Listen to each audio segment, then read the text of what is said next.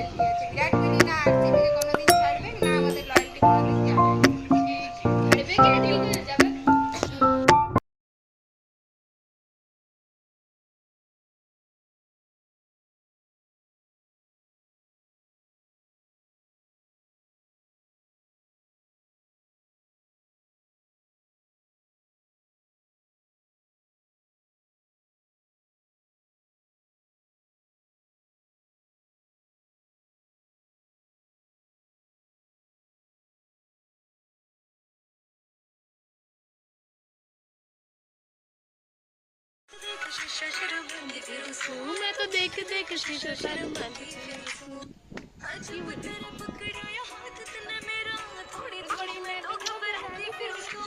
देख देख शीशा शर्म मैं तो देख देख शीशा शर्म देख शीशा शर्म देख देख शीशा शर्म।